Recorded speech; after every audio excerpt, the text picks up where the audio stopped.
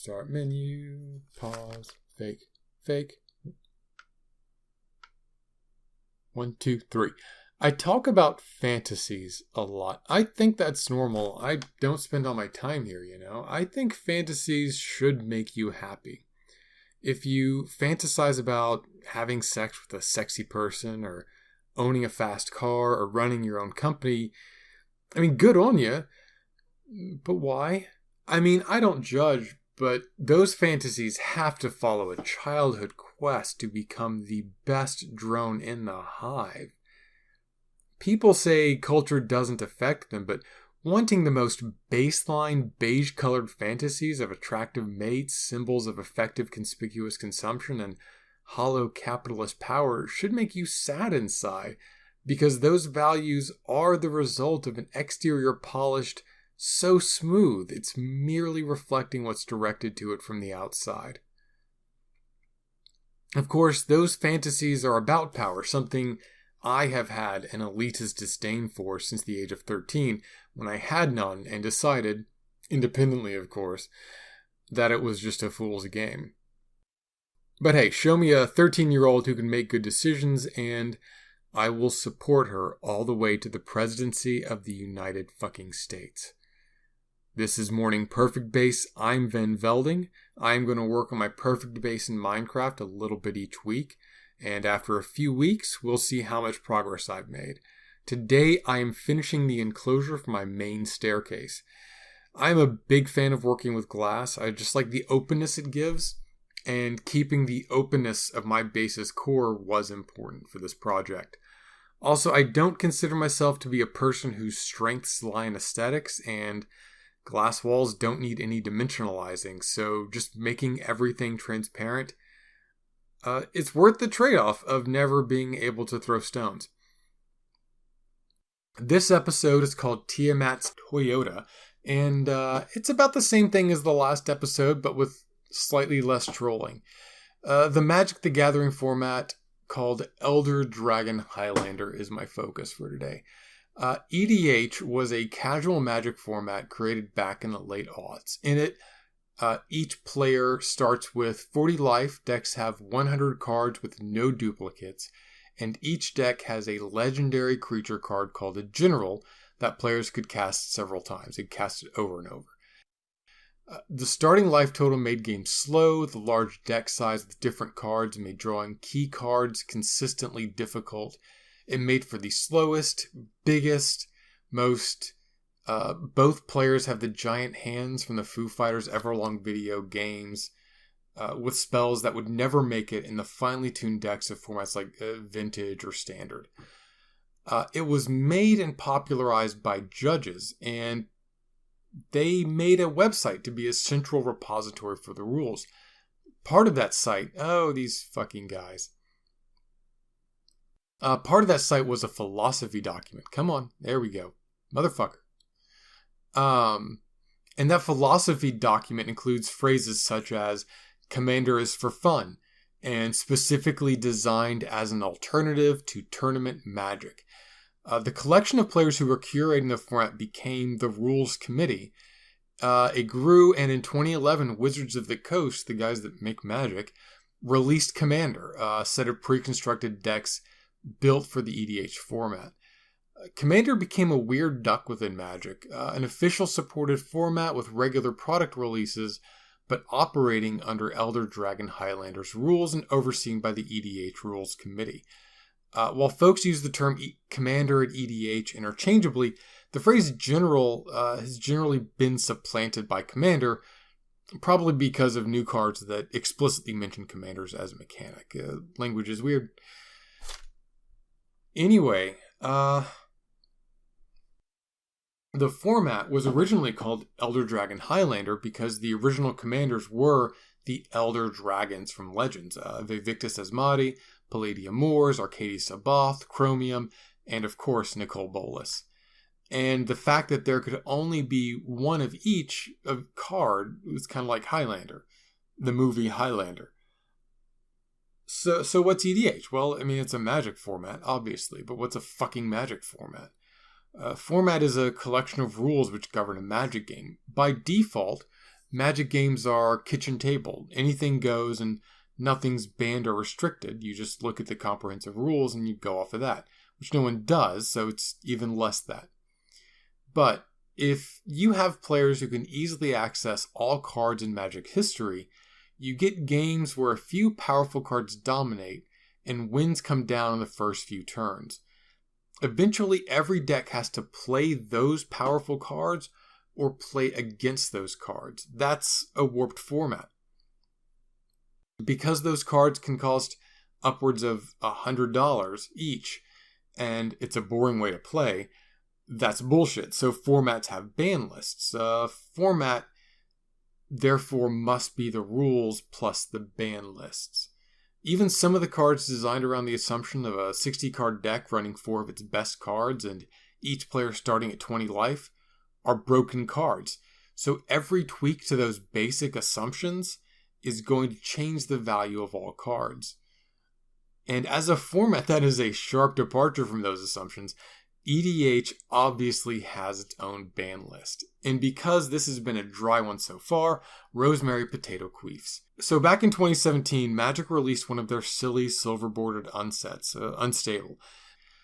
The Elder Dragon Highlander Rules Committee looked at Unstable with its Squirrel Link and its spell that deals pi damage and the other spell that makes a player outside of the game become your teammate and all the other shenanigans. And they said, yeah, throw that unshit into your deck for a month. Go fucking nuts. A lot of dipshits were angry about this. I mean, if they weren't really dipshits, then they would have taken it as a giant Mars-sized red flag to quit the format forever, leaving their decks in a garbage can with this incredibly realistic Spider-Man suit that smells like fucking Queens. Which brings us to Monday. The Rules Committee banned a card on Monday for reasons the Rules Committee bans cards reasons. I assume that the bunch of EDH players who got up in arms about it were strictly totally new EDH players or incredibly dipshit EDH veterans, because no one can complain louder than fucking morons. Sensible people have been trying to get clean water to Flint, Michigan for years, but a horde of morons complained about some emails, and the director of the FBI will write a campaign-wrecking memo the week before an election just to appease them enough to get them to shut the fuck up. And they won't shut the fuck up. And I'd like to address the EDH Rules Committee directly. No concession will make them shut the fuck up, save getting their precious piece of cardboard off a list. So, fuck them and fuck Paradox Engine. I'm a Star Trek fan. I try to understand the opposing perspective even if I don't agree with it. But it is hard for me to engage in even performative objectivity here, because there is no objectivity when one side is comprised of experienced, reasonable adults, and the other side are swimming one deviation from the mean intelligence level, trying to make some point that isn't a thinly disguised, give me the card. So let's condescendingly address some of these points, which, like Paradox Engine, now smell like a combination of unwashed ass, gamer tears, and the suspicious musk of a lowly playmat. I lost value. Once you invested money in a casual format whose philosophy begins with EDH is fun, you took your chances and you lost. You should count your lucky stars that you don't have enough money to have blown on grown-up investing. My friends spent thousands. Your friends are fools, and you will notice a trend with how quickly they're parted from their money in the future. I'm afraid to buy new cards. That new feeling you're experiencing is called fiscal responsibility. I can't play with it in tournaments now. Neither can anyone else, Brainiac. Prizes and money are on the line. Yes, as with every ban list for every tournament. Obviously. If there is a tournament for a casual format, your problem is not a ban list. It's the tournament for a casual format. The philosophy of EDH by the people who make EDH for the people who play EDH is that it's not a tournament format. You can't take that idea that the rest of us are fine with, make it into something it's not, and then demand we go along with it like you're still fucking 4. There's no right way to play Commander. There objectively is. Without Paradox Engine. This one is a fave because one specific version of this, when it was brought up that Chaos decks and Kingmaker decks and unironic group hug decks existed, this dude fucking lost it with, I quote, "fuck your Kingmaker deck." It looks like someone has an unhealthy expectation that all decks play to jump through the conventional hoops of winning games to prove their self-worth, and not a deeply held belief that there's no right way to play Commander. Just use the social contract instead of a ban list. Public spaces require a baseline set of expectations.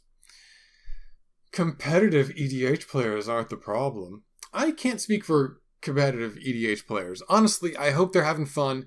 My only bone of contention is that I'd like those of them who are whining to stop whining about some goddamn bans for what should be a relaxing, enjoyable way to fill their off hours.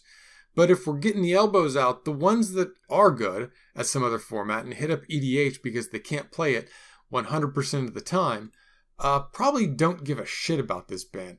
And the rest probably can't hack competitive Magic anywhere outside of EDH.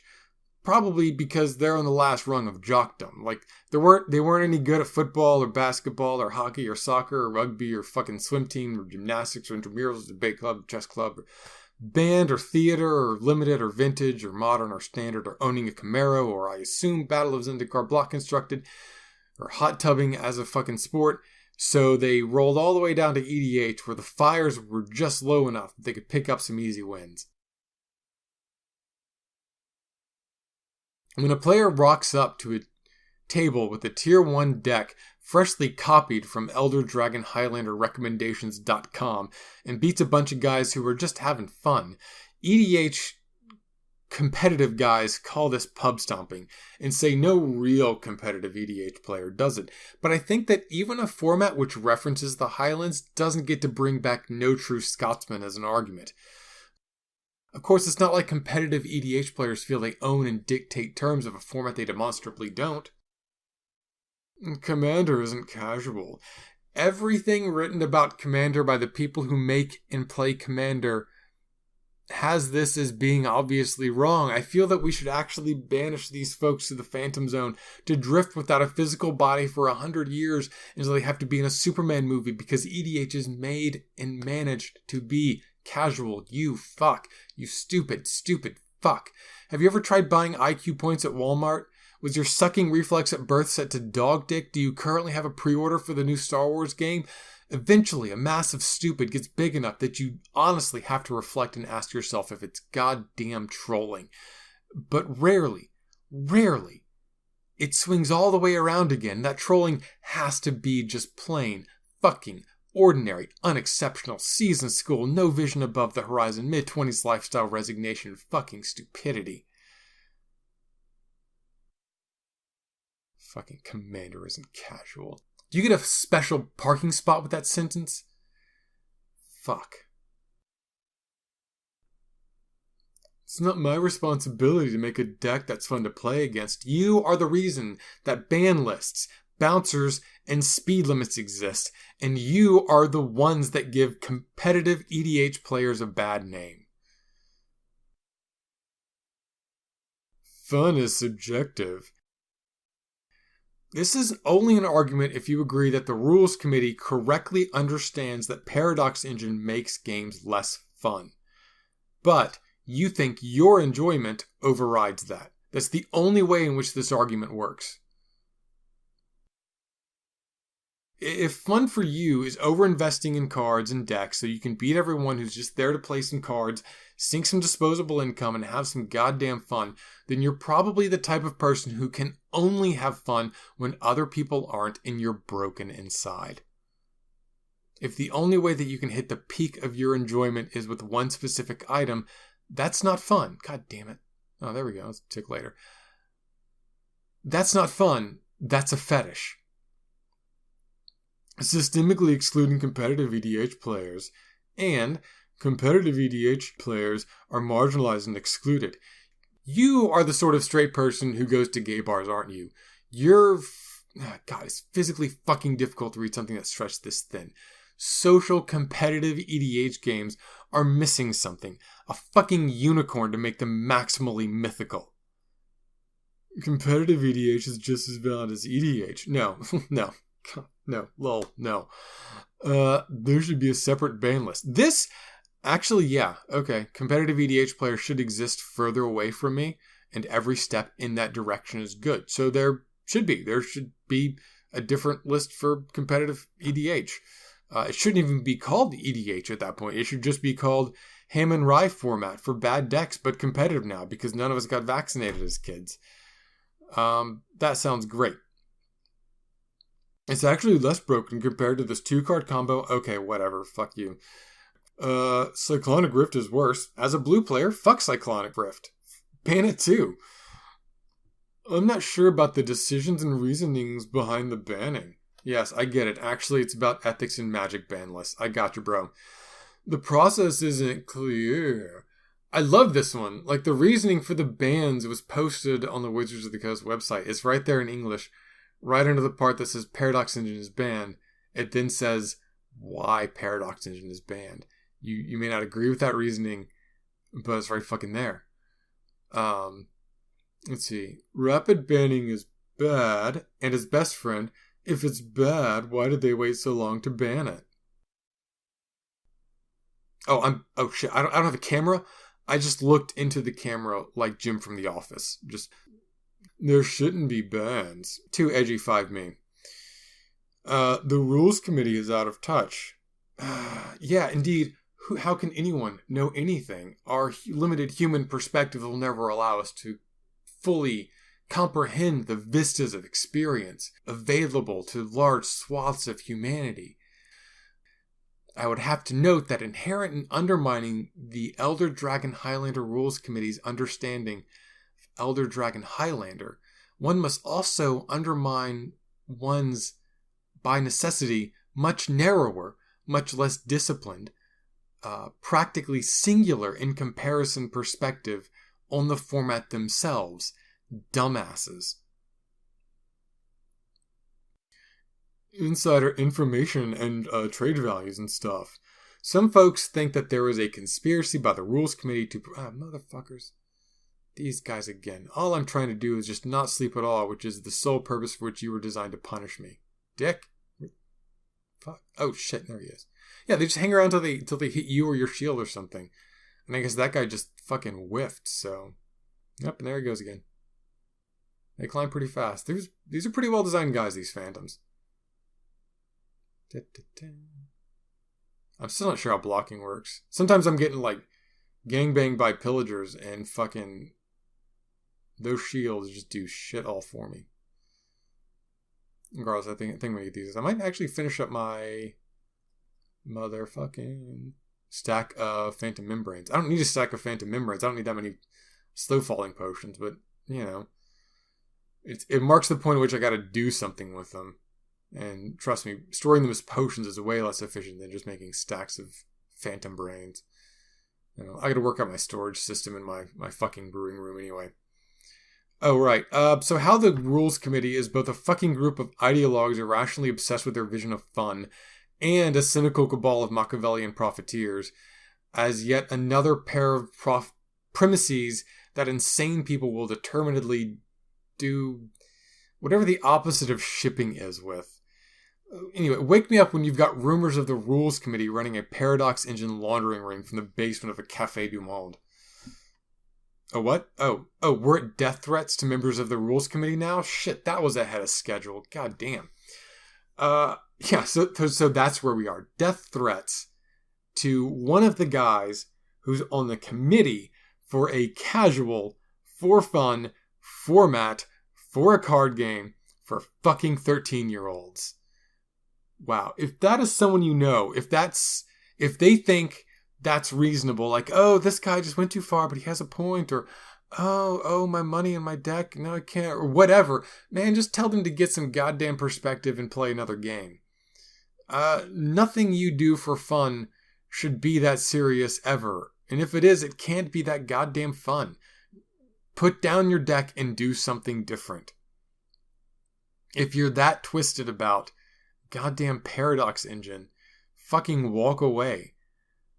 You know, I'm here for fucking japes, the occasional game of Commander, and some limited. If you're up for limited, you definitely let me know about that.